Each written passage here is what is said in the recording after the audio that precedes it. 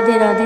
वृद्धाम channel में आप सबका स्वागत है। श्राद्ध पक्ष या पितृपक्ष का आरंभ सितंबर महीने में हो रहा है। श्राद्ध पक्ष में हमारे पूर्वज 16 दिनों के लिए पितृलोक से धरती लोक पर आते हैं और वह यह देखते हैं कि उनके परिवारजन श्राद्ध कर रहे हैं या नहीं। शास्त्रों में पितृपक्ष का खास महत्व होता है।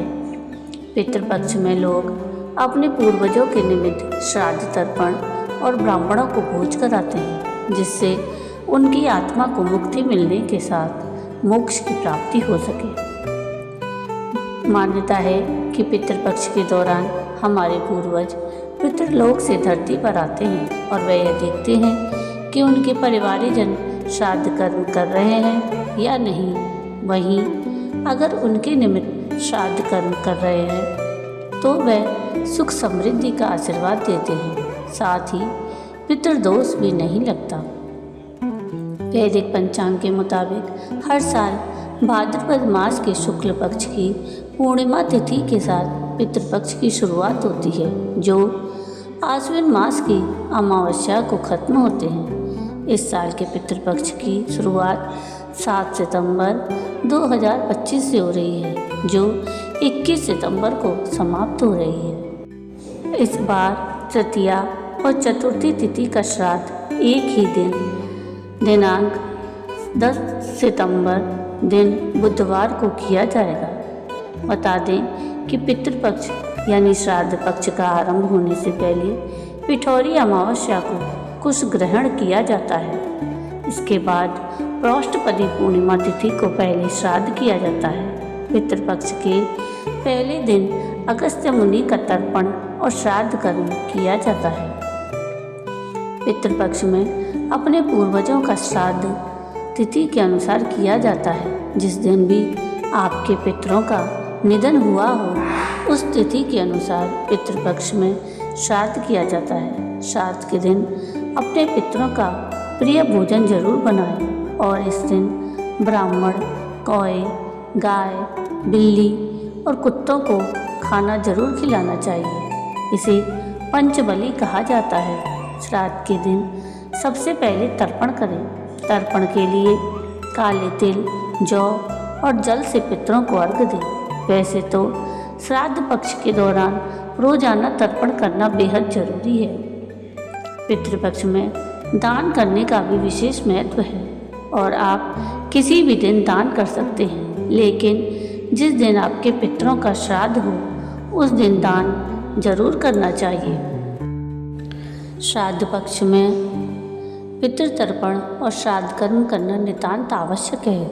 इससे स्वास्थ्य, समृद्धि, आयु, सुख शांति, वंश वृद्धि एवं उत्तम संतान की प्राप्ति होती है।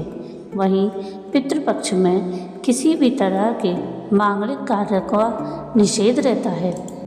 जिन लोगों की मरण की तिथि ज्ञात नहीं होती या फिर किसी कारणवश आपके पितरों का श्राद्ध आपसे छूट जाता है, तो ऐसे में सर्वपितृ अमावस्या के दिन उन लोगों का श्राद्ध किया जाता है। सर्वपितृ अमावस्या दिनांक 21 सितंबर 2025 को की जाएगी।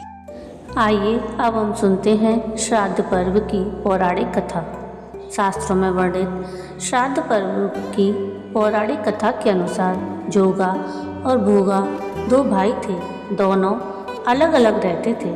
जोगा धनी था और भोगा निर्धन था। दोनों में बड़ा प्रेम था। जोगे की पत्नी को धन का अभिमान था, किंतु भोगे की पत्नी बड़ी सरल हृदय थी।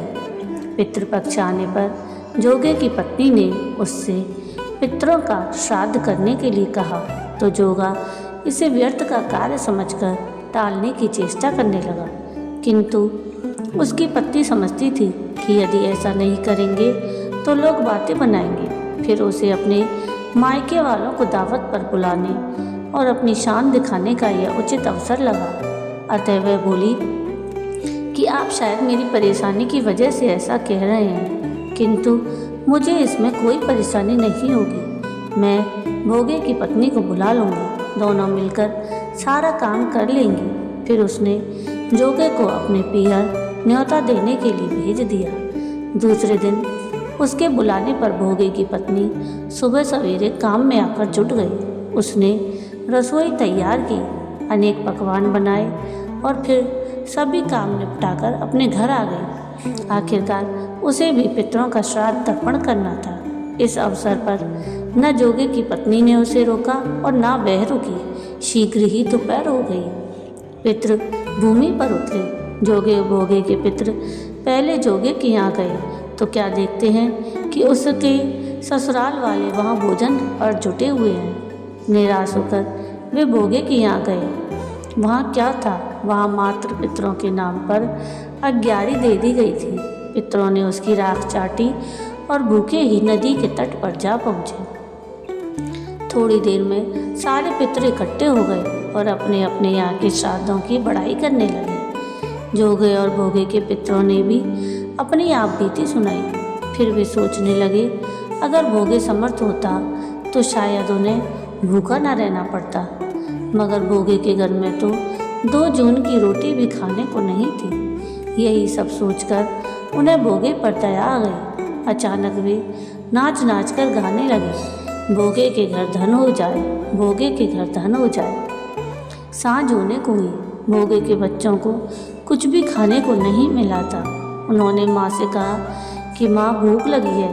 तब उन्हें टालने की गरज से भोगे की पत्नी ने कहा कि जाओ, आंगन में औंधी रखी है, उसे जाकर खोल लो और जो कुछ मिले बांट कर खा लेना। बच्चे वहाँ पहुँचे तो वहाँ देखते हैं कि हौदी मोहरों से भरी पड़ी है। वे दौड़े दौड़े माँ के पास पहुँचे और उसे सारी बातें बताई। आंगन में आकर भोगे की पत्नी ने यह सब देखा तो वह भी हैरान रह गई। इस प्रकार भोगे भी धनी हो गया, मगर धन पाकर वह घमंडी नहीं हुआ। दूसरे साल का पितृपक्ष आया। श्राद्ध के दिन भोगे की स्त्री ने 56 प्रकार के व्यंजन बनाए। ब्राह्मणों को बुलाकर श्राद्ध किया, भोजन कराया और दक्षिणा दी। जेठ जेठानी को सोने चांदी के बर्तनों में भोजन कराया। इससे उसके पितर बड़े प्रसन्न और तृप्त हुए और उसको आशीर्वाद दिया। तो ये थी श्राद्ध पक्ष की संपूर्ण जानकारी और श्राद्ध पक्ष की पौराणिक कथा। आपको आज का ये वीडियो कैसा लगा मुझे कमेंट करके ज़रूर बताइएगा। और अगर आपको आज का मेरा ये वीडियो पसंद आया हो तो प्लीज़ इसको लाइक शेयर ज़रूर कीजिएगा और प्लीज़ मेरे चैनल को सब्सक्राइब कीजिएगा और कमेंट में राधे राधे ज़रूर लिखिएगा। वीडियो पूरा देखने के लिए थैंक यू। राधे राधे।